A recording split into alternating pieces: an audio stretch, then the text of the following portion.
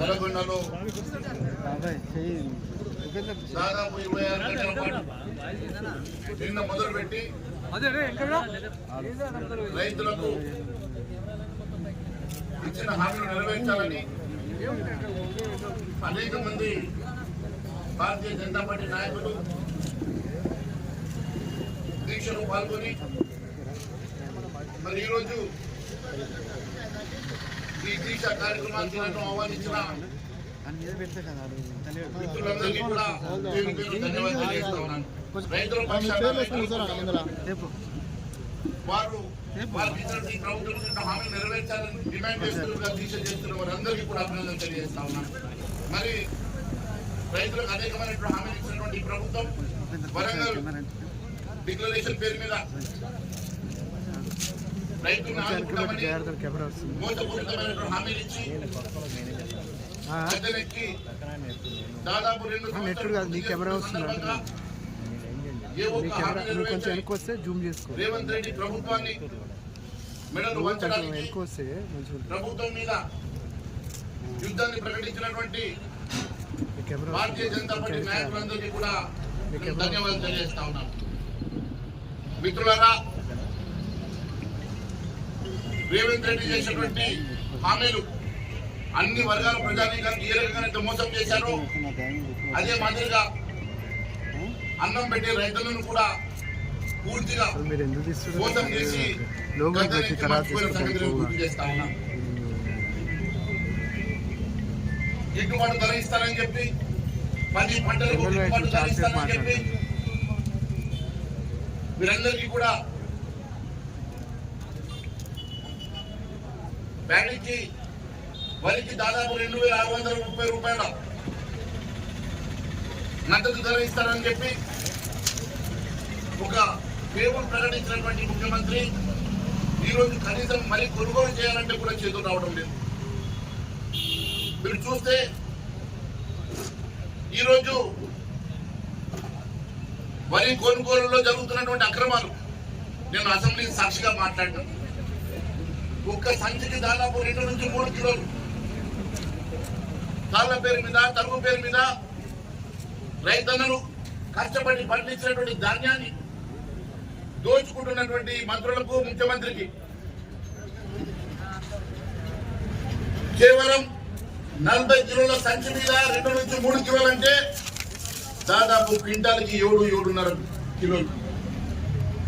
అంటే ఈ రాష్ట్రంలో కొనుగోలు చేసేటువంటి 1,50,00,000 కుంటాల ధాన్యంలో 7.5%, 1% 400 కోట్ల రూపాయలు. అంటే 7% సంవత్సరానికి 2,800 కోట్ల రూపాయల కుంభకోణం. 2,800 కోట్ల రూపాయల కుంభకోణం కేవలం కొనుగోళ్లలో జరుగుతుందంటే ఈ డబ్బులు ఎవరి ఖాతాలో వెళ్తున్నాయి? రైతు సంఘాలు చెప్తా ఉన్నాయి దాదాపు 10 లక్షల ఎకరాల పంట నష్టం జరిగిందని. చివరకు 5 లక్షలన్నా ఇస్తామనుకోని రైతులు 5 లక్షల ఎకరాల కన్నా పంట నష్టం పుస్తారని చెప్పి ఎదురు చూస్తా ఉంటే సాగు కబురు సల్లగా చెప్పినట్ల నిన్న మంత్రి చెప్తాడు కేవలం 1,00,000 ఎకరాలు మాత్రమే పంట నష్టం జరిగిందని. మీకు అది కూడా 10,000 కాడికే ఇస్తామంటారు. ఒక పెట్టుబడి ఎకరాన పెట్టుబడి 30,000 నుంచి 40,000 రూపాయలు అవుతుంది.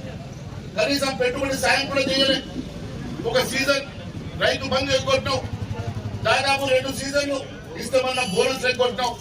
నువ్వు ఇస్తామన్న బోనస్ అనేకమైన పంటలకు ఇస్తామని చెప్పి కేవలం సన్న వడ్డకు మాత్రమే ఇస్తామని చెప్పి మాట మార్పినావు. అది కూడా పోయిన సీజన్ ఇప్పటి వరకు సన్న వడ్డకు బోనస్ ఇవ్వకపోతే మళ్ళీ ఈ సీజన్ లో కూడా ఇస్తామన్న నమ్మకం లేదు. గతంలో ఎగ్గొట్టినటువంటి రైతు బంధు కానీ గతంలో ఎగ్గొట్టినటువంటి మీరు బోనస్ పైసలు కానీ ఎప్పుడు ఇస్తారని ప్రశ్నిస్తున్నాం. అంతేకాదు, ఒకవైపు మీరు ఎన్నికల మేనిఫెస్టోలో చెప్పినటువంటి అనేకమైనటువంటి అంశాల్లో భాగంగా మీరు పంట నష్ట పరిహారానికి ఒక పకడ్బందీ ఇన్సూరెన్స్ క్రియేట్ చేస్తామన్నారు. మరి ఇప్పటి వరకు ఆ ఇన్సూరెన్స్ ఎందుకు క్రియేట్ చేయలేదని అడుగుతా ఉన్నాం. ఇన్పుట్ సబ్సిడీ లేదు, ఇన్సూరెన్స్ లేదు. మరి ఫసల్ యోజన కేంద్ర ప్రభుత్వం ఇచ్చేటువంటి ఒక ఫసల్ బీమా యోజనలో కనీసం పార్టిసిపేట్ చేసేటువంటి మీకు చేతులు కూడా రావడం లేదు. రైతుల కోసం మీరు ఏ ఒక్క సంక్షేమ కార్యక్రమాలు చేస్తలేరు. రైతులకు గిట్టుబాటు ధర ఇస్తామని ఇవ్వడం లేదు. కానీ రైతులు పండించే పంటను మాత్రం దోచుకోవడానికి రావద్దు లెక్క మీరు మంత్రులు ముఖ్యమంత్రి కలిసి మీరు ఈరోజు నాటకం ఆడుతా ఉన్నారు. మీరు అనుకుంటున్నారేమో ఏదో ఒక రకంగా మాయ మాటలతో గెలుస్తున్నాం, డబ్బు సంతృప్తితో గెలుస్తున్నామని. ప్రజలు గమనిస్తున్నారు. మీకు దమ్ము ధైర్యం ఉంటే రేపు లోకల్ బాడీ ఎన్నికలకు రండి. రేపు ఎంపీటీసీ జడ్పీటీసీ ఎన్నికలు పెట్టే దమ్ము ధైర్యం నీకున్నదని అడుగుతున్నా. సింబల్ లేని సర్పంచులకు పోతానంటున్నావు. సింబల్ లేనటువంటి సర్పంచ్ ఎన్నికలు నిర్వహించి కేవలం మళ్ళీ గెలిచినామని ప్రగల్భాలు చెప్పుకోవడానికి ప్రయత్నించేటువంటి రేవంత్ రెడ్డి సింబల్ ఉన్నటువంటి లోకల్ బాడీ ఎన్నికలు ఎందుకు నిర్వహిస్తారేమని అడుగుతున్నాం. మీరు ఇష్టమైనటువంటి రిజర్వేషన్లు, మీరు ఒప్పుకునేటువంటి రిజర్వేషన్లు ఖచ్చితంగా ఇచ్చి ఎన్నికలకు వెళ్ళాలని చెప్పి మేము డిమాండ్ చేస్తా ఉన్నాం.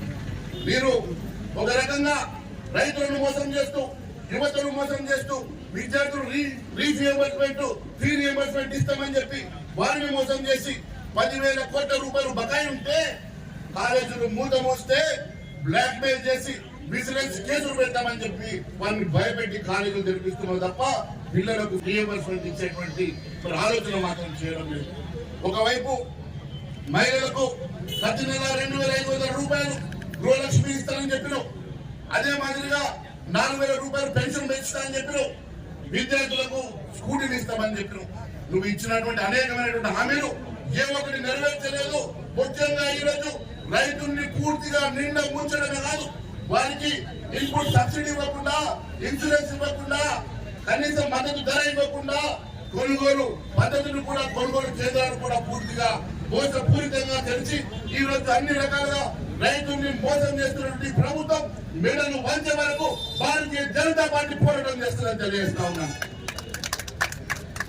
ఈ రోజు నల్గొండ గడ్డలో మొదలైనటువంటి ఈ దీక్ష కార్యక్రమాలు, రైతు పోరాటం రాష్ట్ర వ్యాప్తంగా విస్తరిస్తాం.